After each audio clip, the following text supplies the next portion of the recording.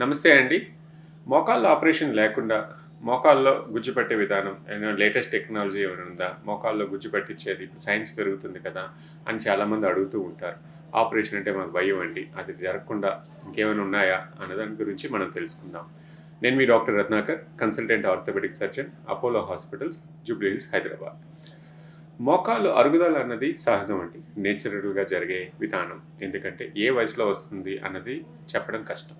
కాకపోతే యాక్టివిటీ తక్కువ ఉన్న వాళ్ళకి తొందరగా వచ్చే అవకాశం ఉంది. మంచిగా యాక్టివిటీ అన్ని రకాలు నేను ఫిజికల్‌గా యాక్టివ్‌గా ఉంటాను. నాకు ఏ ప్రాబ్లమ్స్ లేవు. హెల్తీగా తింటాను అన్న వాళ్ళకి చాలా డిలేడ్‌గా వస్తుంది. ఇది ఇంపార్టెంట్.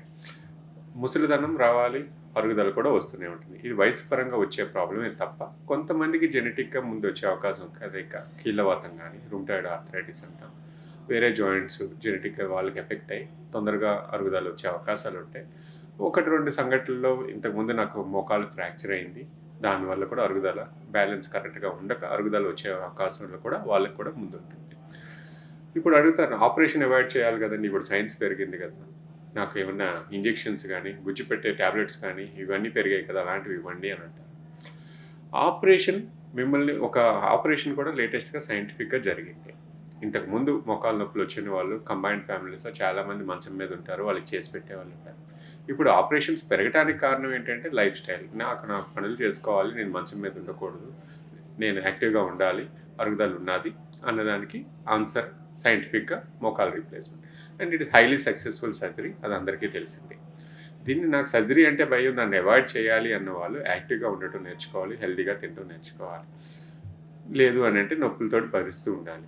ఒకవేళ నొప్పొచ్చిన తర్వాత గుచ్చిపెట్టే టాబ్లెట్స్ కొంతకాలం కాండ్రోయిటిన్ సల్ఫేట్ గానీ, రోజ్ ఎక్స్ట్రాక్ట్స్ గానీ, ఇలాంటి గ్లూకోజమైన్ చాలామందికి తెలుసు టాబ్లెట్స్. చాలామంది యూఎస్ నుంచి డబ్బాలు కూడా తెచ్చుకుంటారు.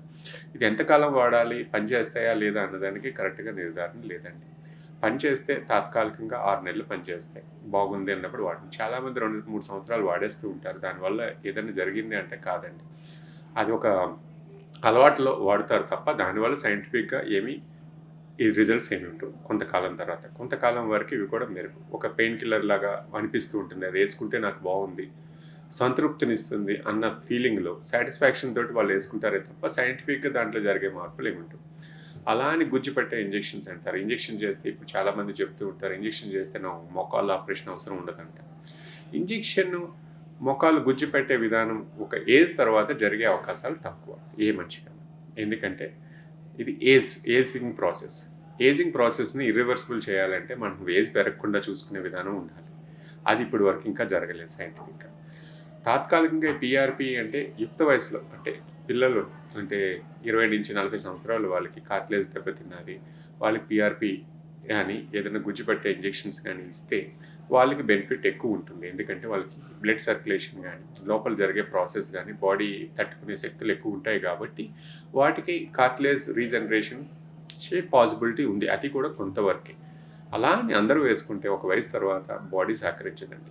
బాడీలో కార్టిలేజ్ రీజనరేషన్ ప్రక్రియ అన్నది ఎక్కడ చూడలేదు. ఇంకా సైంటిఫిక్‌గా ఎక్కడ జరగలేదు.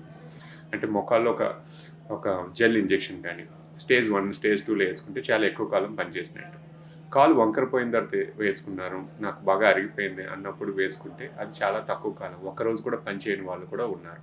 ఖచ్చితంగా ఇది పనిచేస్తది అనేది కాదండి. అది తాత్కాలికంగా మనల్ని కొంతకాలం ఇబ్బంది పెట్టకుండా చూసుకోవడానికి ఉపయోగపడతదేమో గానీ, అలా అని ప్రతి ఒక్కరికి ఉపయోగపడతదన్నది కూడా లేదు. సైంటిఫిక్‌గా ఇంకా చాలా జరగాలండి. కార్టిలేజ్ రీగ్రోత్ అన్నది అది ఏజ్ రివర్సిబుల్ అనుకోవాలి. అంటే వయసుని తగ్గించే ప్రక్రియలో భాగంగా అనుకోవాలి.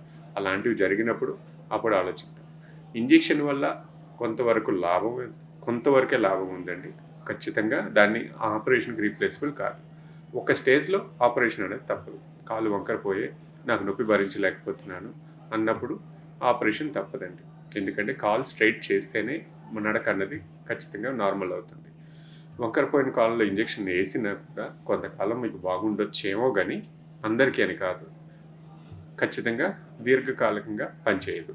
సో, ఈ అపోహ తీసేయండి. కార్టిలేజ్ రీగ్రో అయ్యే అనేది ఇంకా టెక్నాలజీ గానీ, సైంటిఫిక్ అడ్వాన్స్‌మెంట్స్ గానీ ఇంకా రాలేదండి.